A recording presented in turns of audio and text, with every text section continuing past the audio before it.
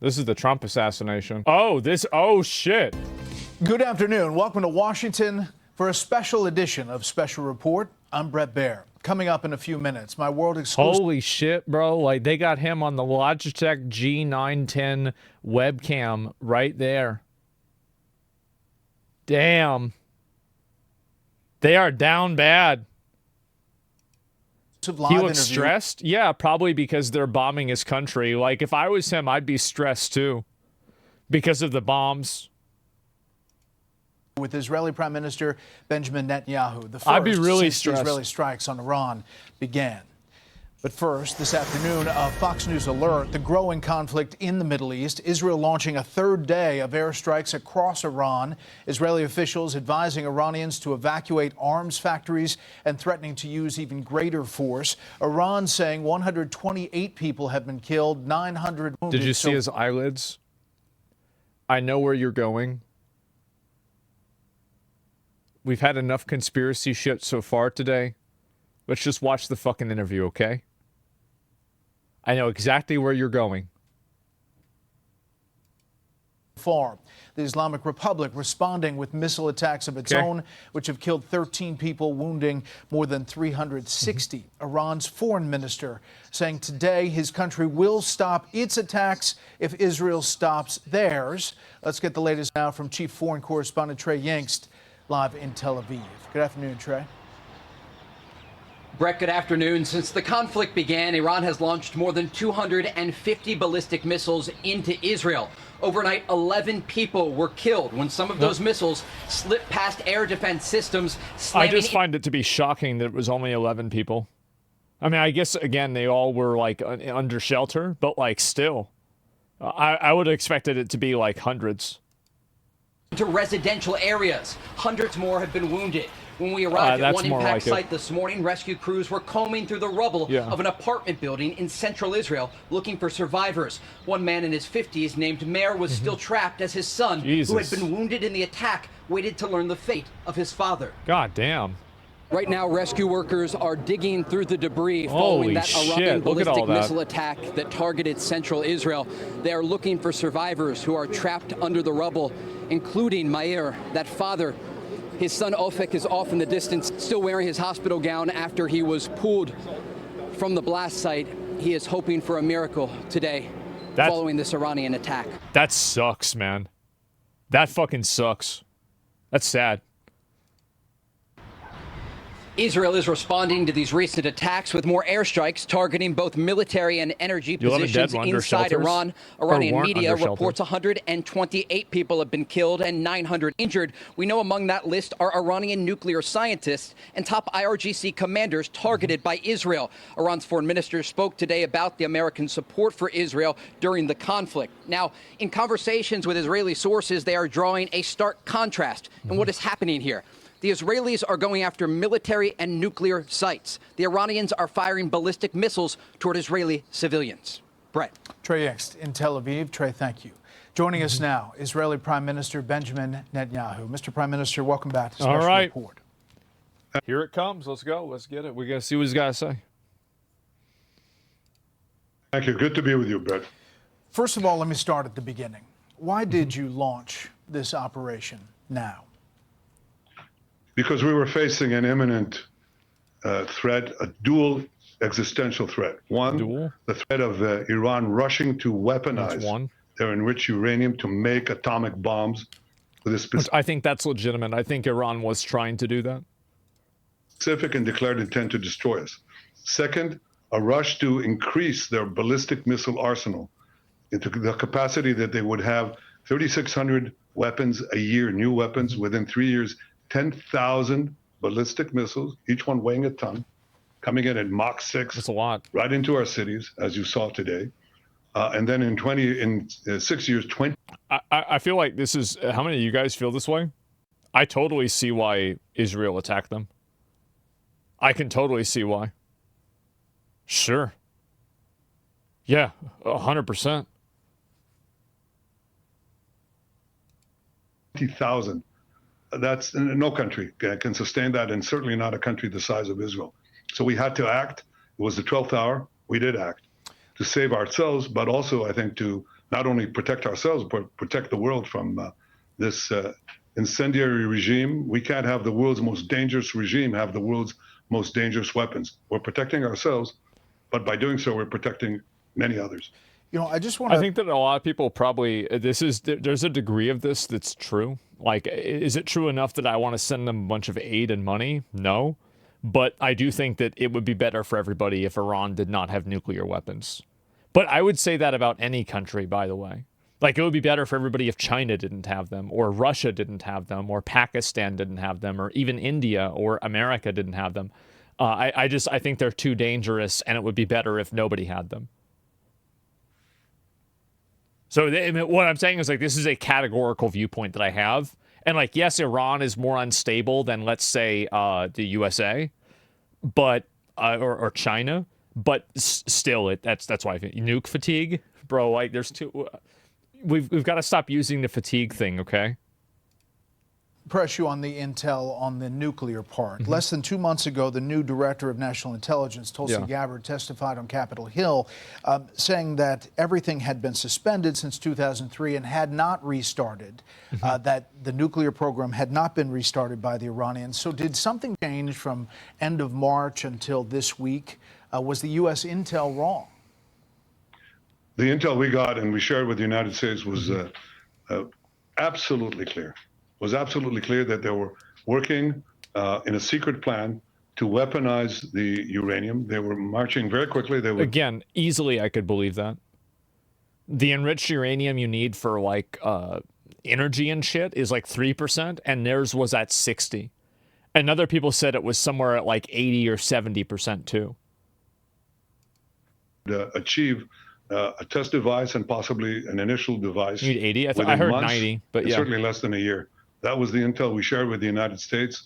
I think we have excellent intel in Iran. I think we've proven that. And that is something that we couldn't possibly... I think that's true. They do. I mean, it's obvious they do. That's how they're hitting apartment buildings and killing one guy. And it's the right guy. Yeah, 100% they have good intel. Except whether it would be 6 months, or 12 months, or 13 months is immaterial. Once they go that route, it's too late. And we will not have a second Holocaust, a nuclear Holocaust. We already had one. They've got to stop ulting with this. They've got to stop. Like, it's... I think it's starting to alienate a lot of people. In the previous century, the Jewish state is not going to have the Holocaust meted on the Jewish people. It's not going to happen. Never again is now, and we have to act now. What is the goal of these strikes? You talked early in one of your speeches after the attacks began with a message directly to the Iranian people. Clearly, some of these strikes have targeted Iranian leadership, military, nuclear scientists, and other leaders. So is regime change part of the effort here? That's the goal, right? I mean, it has to be the goal. Could certainly be the result because the Iran regime is very weak. I think it's basically left with two things. It's plans to have atomic bombs and ballistic missiles. That's basically what Iran has. They certainly don't have the people. 80% of the people would throw these theological thugs out. I mean, they murder them. They oppress them for 46 years. They've yearned for freedom. He's right. They shoot women because their hair is uncovered. They shoot students. They just suck the oxygen from this. They just suck. Yeah, they're assholes. There's a bunch of assholes over there. Yeah, for sure. He's right. Yeah, I mean, true. Yeah, he's totally right. And gifted people, the Iranian people, and you know, the Persian people and the Jewish people have had an ancient friendship. Goes back to the times of Cyrus the Great. It could happen again, but again, Iran was one of the first countries to recognize Israel as a country. Back in the day, they were OGs, and they had like ventures together, like they had this pipeline, and you know, really, after that revolution in the 1979, I think that's when it changed. You're right. Yeah, I didn't know that. I didn't either. I looked into this. Because it was confusing to me, too. No, I mean, obviously, like, I'm not an expert, right? I've just read a little bit about it myself. Decision to act, to rise up at this time is the decision of the Iranian people. We decided to act because we saw enough uranium, enriched uranium, for 9 bombs. And all they had to do was weaponize them. We stopped that. We're attacking their nuclear sites. We attacked their chief nuclear scientists working. It's like Hitler's nuclear scientists. Would you leave them? Of course not. 2 ults so far. You'd think it would be on cooldown. We attacked their top command. I can inform you, Brett, that moments ago, we also got the chief intelligence officer and his deputy in Tehran, because we're now over the skies of Tehran. Our pilots are brave. I think the point that I'm making by saying that is that I think that the constant guilt tripping about what happened in World War II that was awful is wearing thin on a younger audience that has a looser and looser connection to the current events reality of it happening.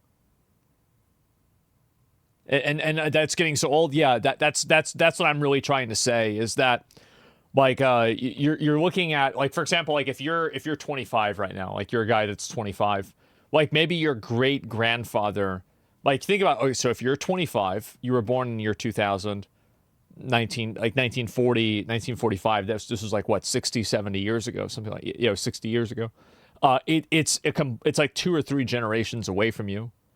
And I think constantly referencing back to that over and over, you think about like World War I messaging for people that are like around our age, right? Like 30s to 40s. I don't really think a lot of us would really have or put a lot of stock into that, would we? Like I wouldn't, because I'm like, oh, this happened a really long time ago. Well, I think the same thing's happening for the younger people that feel this way about World War II. Same as slavery arguments? Yeah.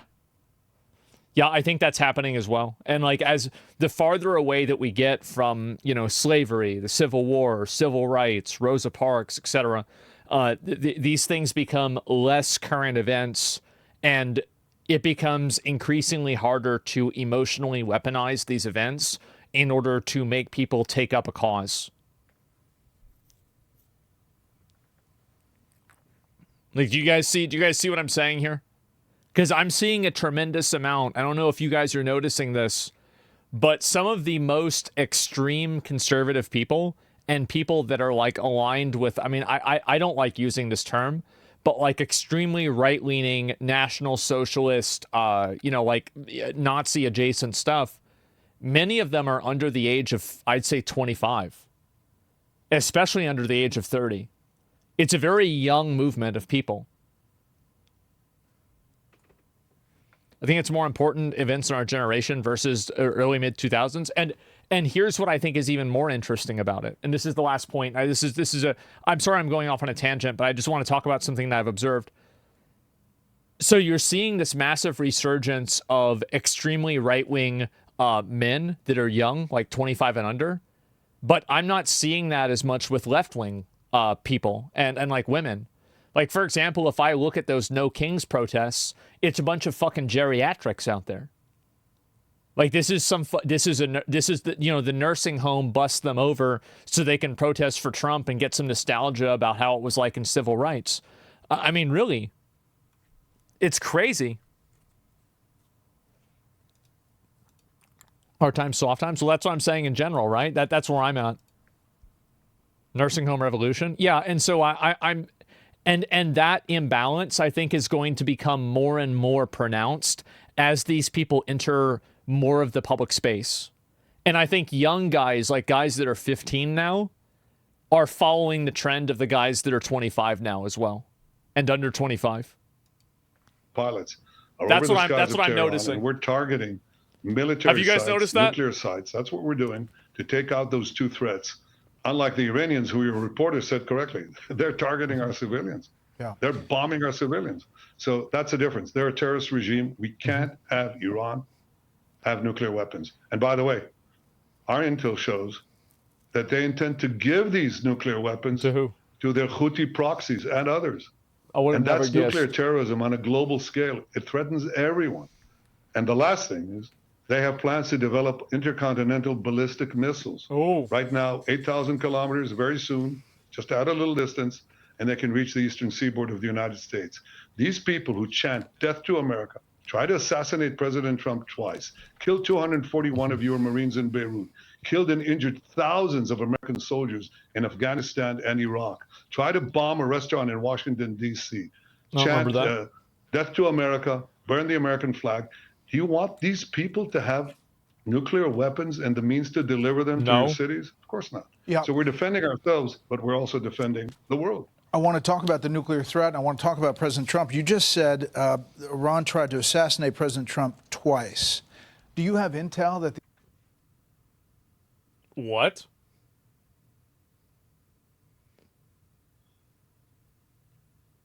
Wait, what?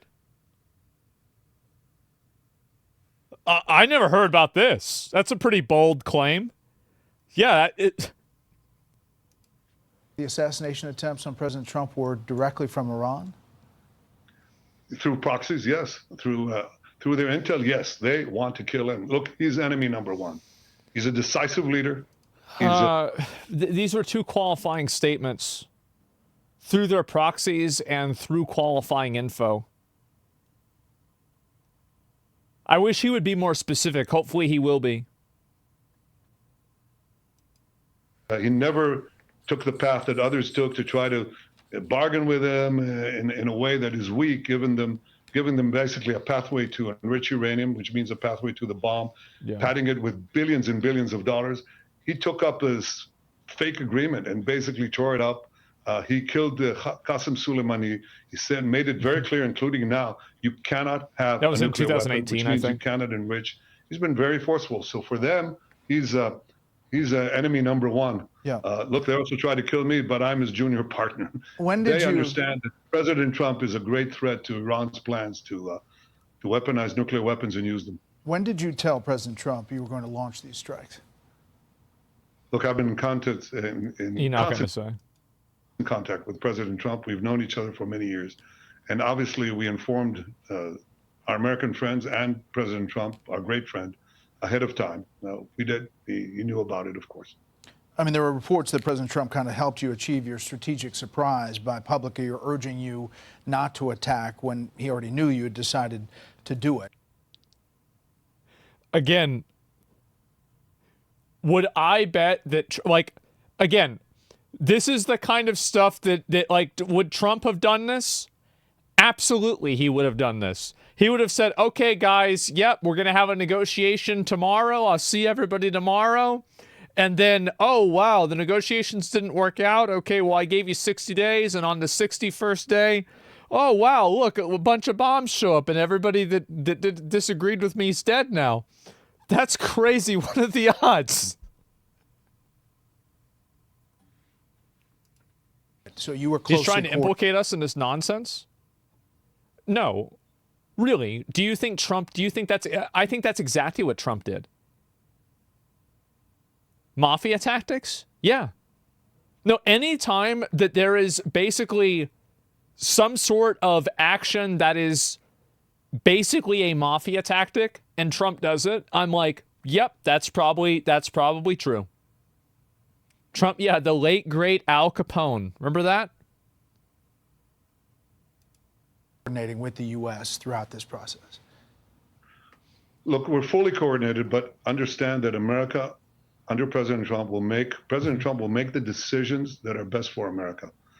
And that's the way it is. He understands that I, as the Prime Minister of Israel, the one and only Jewish state, must make the decisions that are important for the survival of my country, and he will do what is best for America. That is a relationship of mutual respect and mutual confidence. Does Israel have the capacity to strike Iran's nuclear sites deep underground? Well, we've certainly done quite a bit. We've destroyed the main facility. Why would they say that?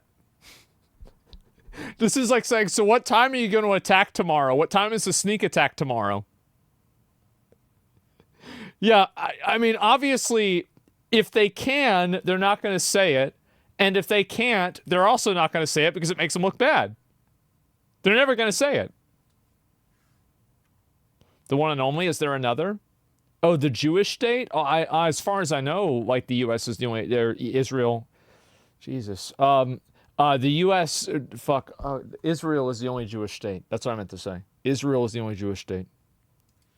facility in Natanz. That's the main enrichment facility. And if we need to, we'll add whatever is needed. But yes, we're committed to achieving both goals. And I'm not going to get into all of our objectives. I don't want to get into specific operational plans, but it's our existence, but not only ours. I think it's a wider battle here. Thanks for the clip. Of civilization against barbarism, of good against bad. I mean, this regime, look at what it's done without nuclear weapons. It's just fomented evil everywhere. I get the barbarism argument, and I understand that, and I'm not a big fan of it. But whenever I see, there's a big part of me that when I see how surgical they are with attacking Iran, and then what seems to me, again, I get this could be the untrained eye, but what seems to me as indiscriminate destruction in Gaza, I feel like everybody is engaging in a little bit of barbarism here, aren't we? I mean, they've pushed international terrorism to the hilt into every part of the Middle East. Different things. I understand. In Iraq. No, I understand the counter arguments. I get it. I'm just not sold. I get it. I'm just not sold. Where they had Hezbollah, Hamas, where they encouraged the Houthis, the great massacre of October 7th, the Houthis. That's what they're doing when they don't have nuclear weapons. Nobody likes them. Attacking American targets. Now imagine what they'll do if they had nuclear weapons. And I'm always amazed at people who say they care about America and they don't want a war. They're right. Yeah. This is a forever war that Iran is doing without nuclear weapons. And imagine what they will do if they have them. I think for the security of Israel, America, the world, we must make sure that they don't have these weapons and the means to deliver then do them. it. And they're working on both. I just want to ask you about the nuclear sites. Fordo nuclear enrichment facility located deep inside a mountain. These are from Iranian nuclear experts. Inside this mountain near Qom. Esfahan, deeply buried facility where Iran stores its highly enriched uranium. In some ways, experts say it might even be more important than Fordo. The IAEA says it's a half-mile deep. So I guess the question is, if the goal is destroying Iran's nuclear program, how do you do so without the 30,000-pound bunker buster bombs that really only the U.S. has? Have you asked President Trump to use that 30,000-pound penetrator bomb to get to those facilities? I'm not going to get. So tell us, have you decided to use the secret weapon or not? Like, I mean, what are you doing asking this shit? What are you doing with this? No comment? Yeah, of course they asked. Obviously they would ask. And if they didn't ask, it's because they knew they wouldn't need to. Get into my discussions with the president. Yeah, I'm not going to talk about that. His decisions are his decisions. As for these targets, we've destroyed. One thing that I do have to say that I appreciate from this guy is that he's not entangling the U.S. with his language. I do have to appreciate that, and I'm glad to see that. Behind the conversion facility they had, that's a very important facility. He's a long-time politician. Without which you can't really build a weapon. That's gone. There are other plans that we have. I won't get into it. I think Israel has shown that it has, well, how shall I say, we're the innovation nation that we're called that, startup nation. So we have quite a few startups and quite a few rabbits up our sleeve. And I don't think that I should get into that. Okay. Well, I mean, so they got a bunch of, he got a bunch of those little sneak attack things. They got rabbits up there. So, I mean, the thing is, they did do, like, you don't have to, don't discount these guys, bro. That pager shit that they did, that was diabolical. That was some crazy ass shit. You go and do that pager thing. So, like, I kind of believe him, honestly. I'll be right back.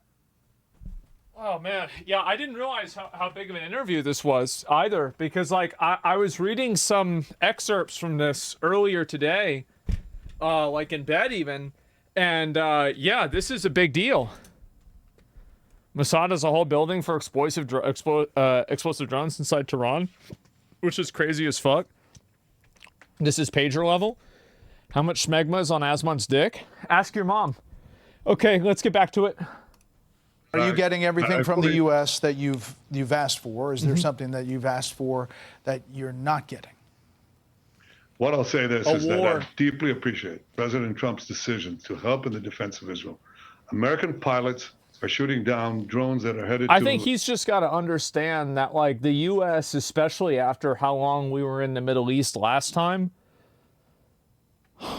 don't want to get into another one of these fucking things. Because it's always, and it's never just one thing, right? Like, it's sick of it. Lost our appetite. Yeah. Towards Israel, as do our pilots. American THAAD missile batteries are helping defend Tel Aviv and greater Tel Aviv area. American Aegis ships are in the Mediterranean. That's all a decision by President Trump, which I deeply appreciate. Again, his decisions on what to do at any given time is the president's decision. I trust his judgment. That's fine. Do you have any estimate on how much you have set back Iran's nuclear program? I think that based off of that, Trump has given them certain promises behind closed doors that he will assist them with things.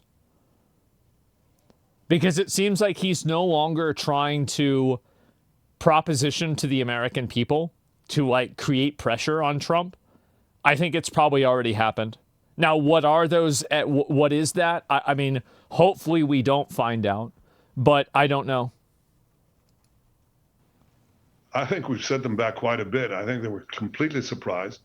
And, you know, surprise is a great element of success. Remember the pagers? Yeah. Remember Nasrallah? That's part of breaking up the Iranian axis. True. And we achieved that with surprise. And I think we achieved a great surprise the other day when we started. You know, we could wait and wait and wait. They'd string along the negotiations. We gave them a chance. I gave them a chance. That's the reason why they bombed them after they planned the negotiations, is because they thought they were just fucking around. I feel like it's pretty obvious that's the reason why they did it. Israel just directly threatened the U.S. president that if the U.S. doesn't join the war against Iran, they will kill him. I mean, I don't know. But it was that's not how I would interpret it. It became that. clear, I think, to the United States as well, because the president was very clear. He said, you can't have nuclear weapons. No, that person is just, again, unclear English. What he means to say is that they is Iran and not Israel. But because he wasn't clear in the way that he structured his sentence, it sounded like he meant Israel. And in order not to have nuclear weapons, you can't enrich uranium. And they basically strung everybody along, and it was clear to us it was going nowhere. I could wait and wait and wait until they officially declared that the talks were off, or they, you know, and we'd officially declare that we're going to attack them. That's not how... They intentionally led them to believe that they would continue talking to them to lull them into a false sense of security so they could kill them. That's obviously what happened. Duh. I mean, that's art of war stuff. I mean, come on. Like, this is... There's a book written on how to do this from 2,000 years ago. I conduct wars. Just pay for your own bullets, dude. Wars. Yeah. So we're geared to do whatever is necessary to achieve our dual aim, to remove two existential threats, the nuclear threat and the ballistic missile threat. And we're doing that as we speak now in Tehran, but we're not bombing the population. We're telling the population, leave. So when we hit the targets embedded in civilian areas, you won't be hurt. And there's now mass migration from Tehran right now. That's what's happening. So because we're giving them forewarning. Mr. Prime Minister, what proportion of Iranian air defenses do you think you've taken out? Back in That's October, a good question. The air defenses That's a great were really question. Decimated. Now you say you have kind of control of the skies as you're picking these targets, yet these missiles and drones are still coming your way as they attack. Yeah, how the fuck did so many missiles hit yesterday? I never seen the Iron Dome fuck up that bad. That's a lot. As you point out, civilian areas inside Israel. Well, you're right. First of all, we're doing a lot to prevent a lot of them from coming in, but it's not hermetic. You're quite right.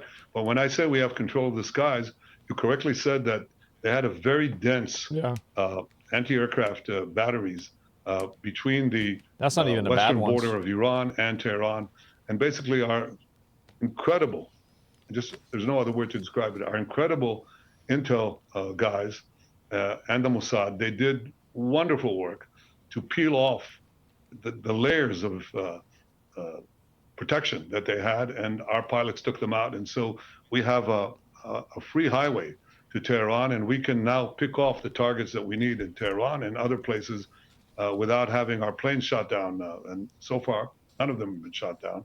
And I hope that continues. I thought they said one of them got shot down. Are they denying that? I guess maybe they are. We are absolutely I heard at least one to remove this threat.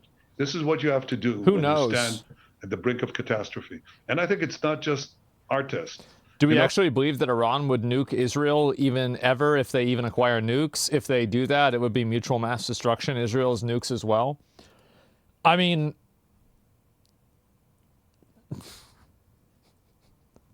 Iran has a history of saying things that aren't good about Israel. Things like Israel shouldn't exist. We're going to destroy Israel. We want to destroy the nation of Israel. Like things like that. I mean, that would, I mean, bro, that's kind of a lot, right?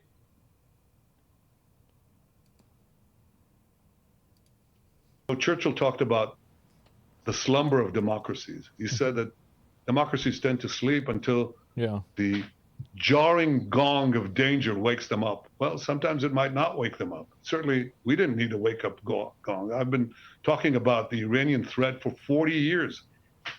3 years, I think, 4 years after the Iranian regime, the Ayatollah regime, hijacked Iran and the people of Iran. I said the greatest threat facing Israel and potentially the world is this regime that will try to arm itself with nuclear weapons. And I've devoted a considerable part of my life, in fact, most of my life, to preventing that. And when the gong of danger sounds, and you know it's the last moment, it's the 12th hour, you've got to act. That's what responsible leaders do. And what I want... I don't blame him for attacking Iran. If I were in his position, I probably would have done the same thing. I mean, I can't know that because, like, he knows a million times more about it. But, like, based off of just, like, my layman's perspective, yeah, of course. Of course they would attack them. Yeah. What I seek is that the entire world will do what President Trump is doing. He's standing up for good against evil. He's standing up for the right against the wrong. He's standing up for good against bad. And I think that's very admirable. I salute you for it, President Trump. The president's also, however, Mr. Prime Minister, calling for Iran to get back to the table. Yeah, he definitely knows the fix is in. I feel like that's the vibe I'm getting. Table. You don't seem to be saying that that's worth it. How does this end? Well, in fact, I said it is worth it if they'll do what the president wants, and that is eliminate their enrichment capacity. You know, that's a lot better than my country, my forces, my brave pilots having to do it. It's much better than our Mossad operatives on the ground having to do it. But if they don't do it, and they certainly didn't want to do it, it became very clear, we had to act. We don't wait until we have a nuclear holocaust. That's not going to happen again. So how does it end? Well, it'll end when we remove those capacities, and we will. I don't think that'll matter if you remove the capacities, because you're still going to have the same exact people that are running it that are going to try to do it again or try to do something else similar to it. The problem is the people running the government there. It's not like the nuclear weapons are obviously an enabler for bad actors, but it's mainly the government there that's the problem. Regime change, yeah, that's the goal. The people will die soon too. Yeah, I mean, like the main guy will. He's 86, right? I mean, 86 is pretty old. You stop short of killing Iran's civilian leaders, just military commanders. I mentioned nuclear scientists, but not the supreme leader. No. There was a Reuters report just moving saying that President Trump in the last couple of days vetoed an Israeli plan to kill Iran's supreme leader. Oh, so he just bringing it up directly. Damn. And to 2 U.S. officials. Is that true? Actually, there's so many false reports of conversations that never happened, and I'm not going to get into that, but I can tell you, I think that we do what we need to do. He did.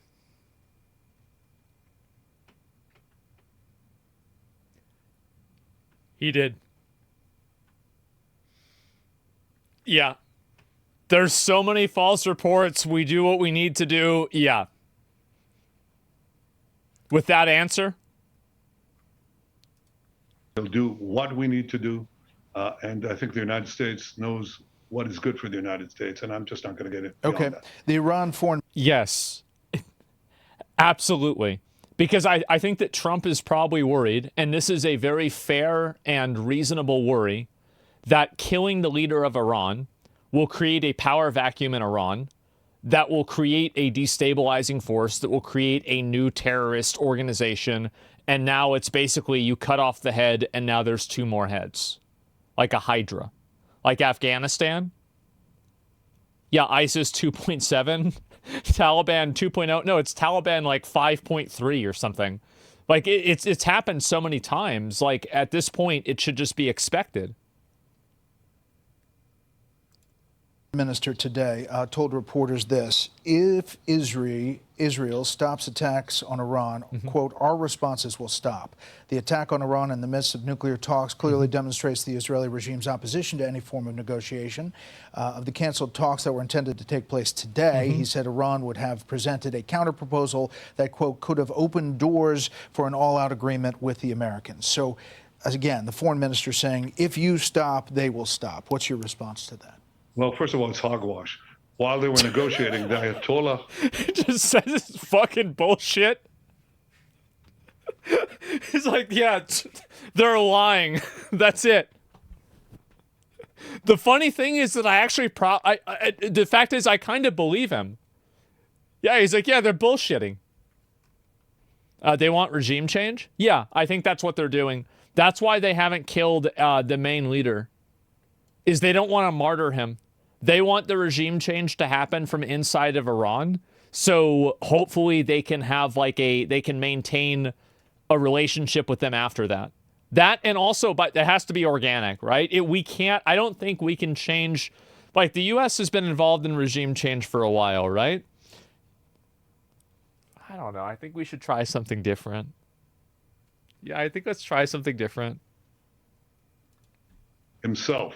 I mean, I tweeted again and again, death to Israel. Israel must be destroyed. Yeah. So some good faith there, right?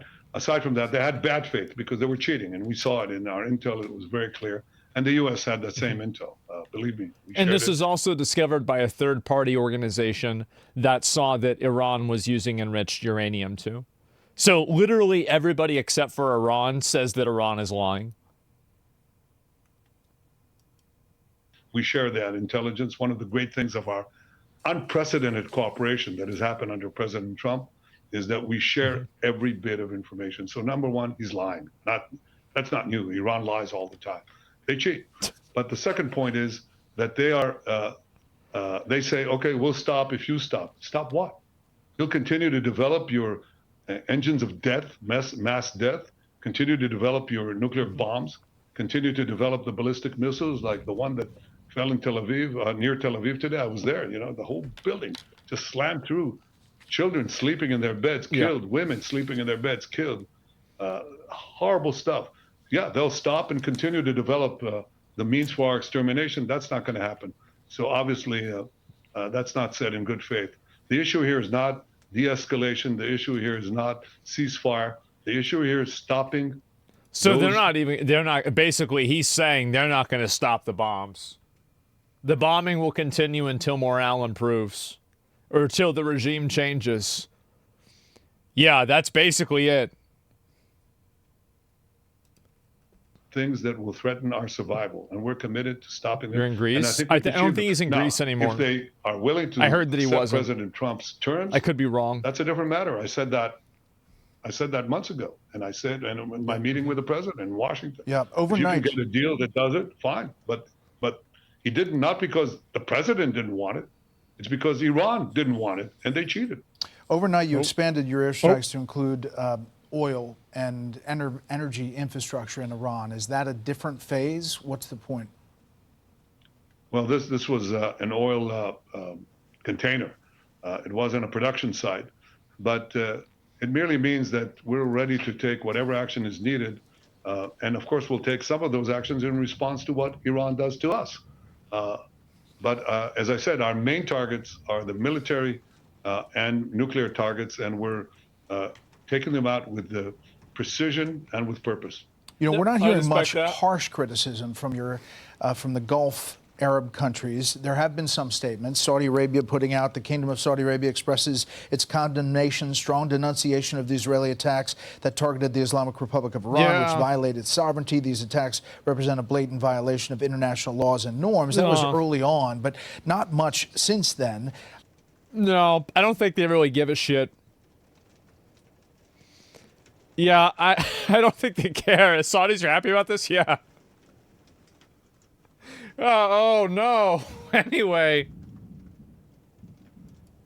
How do you judge? Everyone hates Iran? Yeah, it seems that way, right? And, yeah, Saudi Arabia literally allowed them to use their airspace? What? Yeah.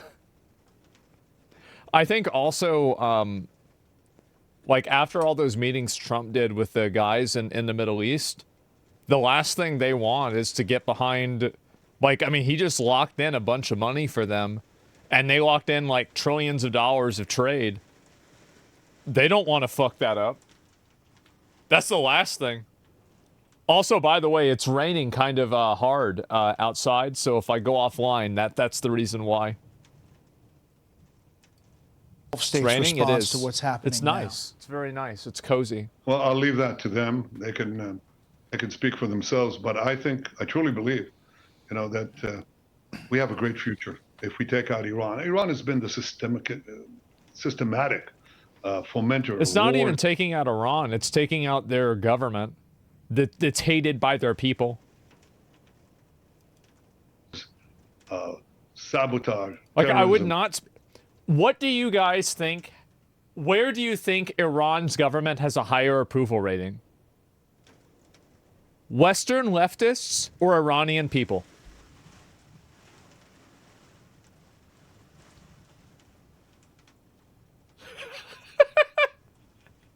Everybody knows the answer, right? And isn't that fucking stupid?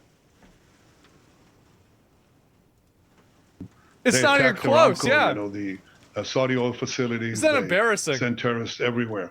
It's actually wild. I know. So I think that I have a different conception, a different future.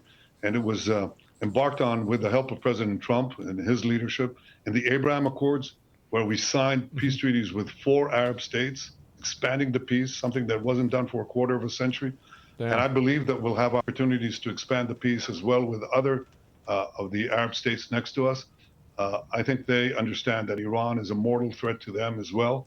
Mm-hmm. They have their eyes on their oil facilities. Yeah. None of them over there like Iran. Yeah, this is the thing. Nobody likes Iran. Like, Iran's trying to ask them to help, and they're like, oh, my phone was off. I didn't get the call. The waterways with the Houthis.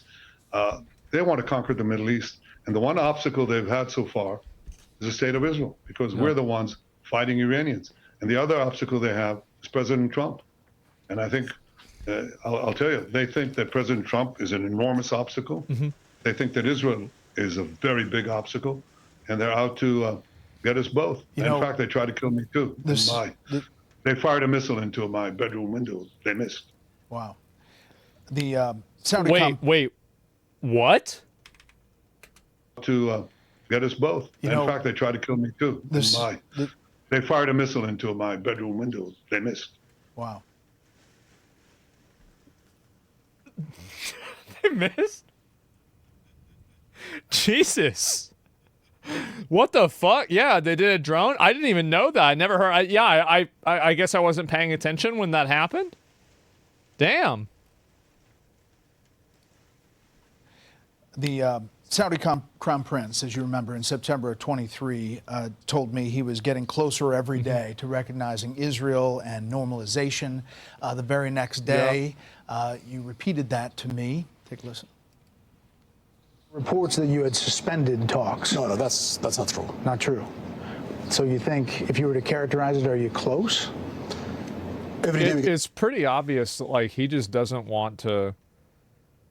Like, I the thing where he killed the journalist was not great, But overall, I really like this guy. I think that he's got, I think he's got his head in the right spot. I do. It's closer. I know you heard those words from the Saudi Crown Prince. What was your response? Well, I was delighted to hear what he had to say. He is. To borrow a phrase, I think we're getting closer to peace every day that passes. Obviously, October 7th was just a few days later. Can you get back to that moment pre-October 7th? I think what you heard was correct. One of the possible reasons for the timing of Hamas's attack, and remember, Hamas is one of Iran's terror. There's a Washington Post journalist actively trying to subvert his nation, not saying they deserve death, but I understand their point. You shouldn't go to Saudi Arabia and start shit with them. Like they literally have a sword on their flag. What were you thinking? Literally the dumbest idea you could have. I wouldn't have done that either. One of the Coolest reasons flag ever. Saudi Arabia flag is way cooler than the Hezbollah flag. It's not even remotely close. The Saudi Arabia flag looks awesome. The Hezbollah flag looks like it's some kind of brand of mustard. I don't know what Hassan was thinking. He was just trying to be edgy or something. It's not even remotely close.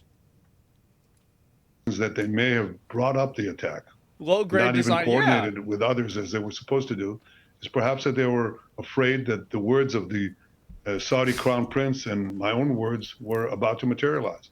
But they will materialize one day, I'm sure of it. And that day will be a lot sooner once we get rid of this mortal threat that Iran poses not only to Israel, but to our Arab neighbors, to Europe, to the United States, to many others. Last thing, Mr. Prime Minister, I'd be remiss if I didn't ask about the situation in Gaza. One of the reasons it's not moving forward, the normalization, is because of how that's happening. Understand that you put the onus on Hamas for everything that's happening there. But as of now, you know, we take the Gaza Health Ministry for what it is. They say the death is 55,000. The United Nations puts it at that number as well, but they're citing the Gaza Health Ministry and women and children making up half of the dead. Is there an Israeli estimate as far as the death in Gaza since the start of that operation?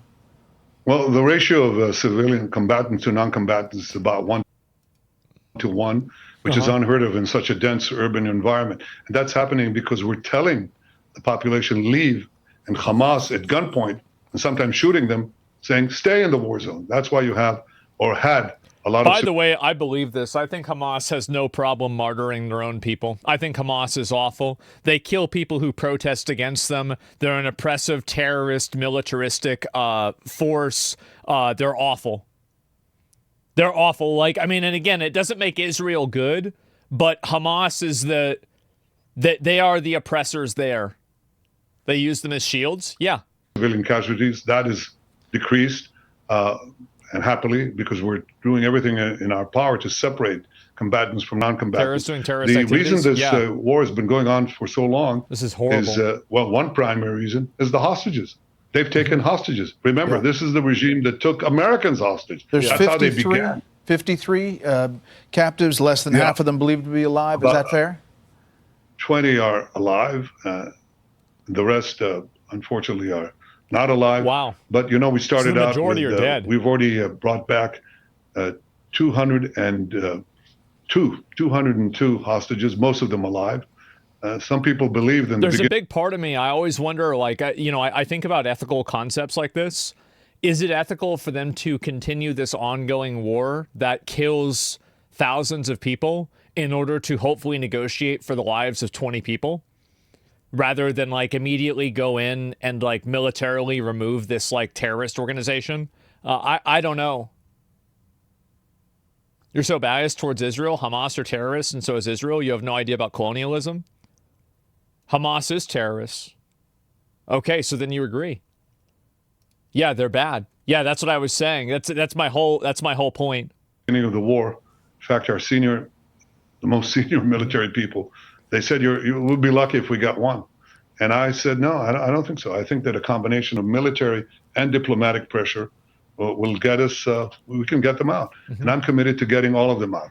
I've said 2 days ago, I've instructed our people to try to resume the negotiations for a ceasefire that would enable us to take Steve Witkoff, the American envoy, has made an offer to begin. I don't think they're going to get a ceasefire. I think as long as Hamas is there, they're not getting a ceasefire, because Hamas, their power structure is through fear and war. The moment the war ends, people are going to hate them. They might get killed, and also they lose a lot of their power. They're not going to let this war end, because this war is this is the reason why they exist. Yeah, pressure Qatar. Yeah, that's it. A 60-day ceasefire in which half of those hostages would be released right away. And I said, yes, we're ready to go. There's been some development there. I hope we are able to do that, because I'm committed to getting them out. And I'm committed to getting them out and also to separate the Hamas from controlling the humanitarian aid that we're trying to give the people of Gaza. And you saw people from Palestine complaining about this, about how Hamas basically acts as the only liaison to the Palestinian people, and Trump, big W move by Trump, subverted that and started giving aid directly to the Palestinians. Because that's the problem, is like, and if you're a Palestinian, like, Hamas is making this a lot harder for you. They're trying to give, yeah, sure. And Hamas even raids the aid trucks. Yeah, exactly. He doesn't want to stop because there's still Palestinians there, and he can't build Israel settlements. Because they rob it, they steal it, and then they take a good chunk for themselves, and then they hike up the prices and give a pittance to the civilian population. So we have a plan that we devised with the help of American firms to separate the giving of the humanitarian aid to the population from Hamas control. That is a really good idea, and I think that's how you beat them. It's another thing like Iran. Like, you can't just rely on, okay, well, we're just going to go in there and just like kill all of these terrorists, right, with the military. You have to empower the people to do that themselves. Israel and human treatments Palestinian for 20 years is what built Hamas. Israel is bad. Like, I'm talking about Hamas being bad. Like, I think that we've already established that Israel could do a better job and is bad in terms of how they've treated Palestinians. This is already a defined reality. Like, we don't need to discuss that because it's already certain. But the reality is that Hamas is oppressing its own people. They're doing it to their own people. People who speak out against Hamas, they kill them. I don't see how, like, anybody can't see this. It's crazy that, like, in the U.S., people have gaslit themselves into supporting literal terrorists. These are literal terrorists that kill their own people and try to control the aid so the people don't feel like there's any other solution other than them. They're awful. And we're accused of starvation policies and all these other demonizations and vilifications against Israel. Look, we're a democracy fighting an island in a sea of evil, and we're doing what we can to remove this proxy, this Iran terror proxy as well. But the big problem, the big question for Israel, for humanity, for the world, for Israel and the United States. Somebody said, watch you talk about Israel is so frustrating, you're so biased. Everybody says that I'm biased, and everybody getting into this, you're not calling Israel terrorists. Hamas are the terrorists. This is a terrorist organization, and the sooner that they are removed from Palestine, the sooner the Palestinian people can be free. They are awful. They're awful. Anybody who's trying to play defense for it or say, but what about, or anything else besides that, you are just simply muddying the waters for no reason. For literally no reason. There can be two bad actors. That's fine. It's insane. I'm biased. Yes, I'm biased against terrorists. Sorry, guys. Not a fan. It's not biased to side with the lesser evil who can easily be negotiated with on a very diplomatic level. Yeah, it's just common sense. It's being pragmatic and intelligent. I mean, there it is. You aren't even debating a point made. No one's saying Hamas is not a terrorist. We're saying Israel is a terrorist state. They let October 7th happen to wipe out Gaza, and now they want all Palestinians to leave their home country. This is ethnic cleansing. If you don't agree, you're naive. So that they let October 7th happen. I mean, there's a possibility of that, but like you don't really have any proof or any evidence of that happening at all. And also, even if they let it happen, it was still Hamas that did it. So, like, I don't even understand. Like, you're still letting, like, you're letting a terrorist attack happen still means that a terrorist attack was going to happen. So, what, like, do you even think about this more than like 1 second? Yeah, it's so fucking stupid, man. So fucking stupid. Yeah, anybody who's supporting Hamas or any of these terrorist organizations is totally fucking delusional. They are oppressing their own people. They are killing their own people.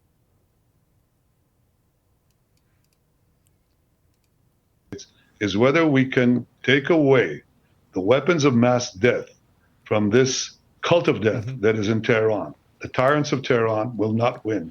Yeah. We, with God's help, we will win. So just address the critics who say about Gaza that you're trying to make Gaza unlivable in order to push Palestinians out of the territory permanently. When they say that, what's the response? Yeah. Well, because it's another lie. These are incredible lies. I think, first of all, no army in the history of the world has gone to the lengths that Israel has gone. People support them because they're the only opposition to Israel. Be realistic, you're delusional. Bro, it is shocking to me that so many people are so stupid.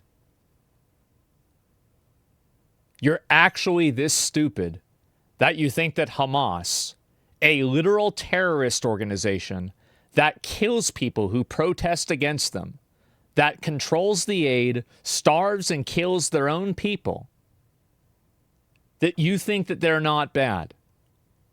They're awful. This has nothing to do with Israel or not. You can say Israel is bad too. Israel's awful too. Fine. Sure.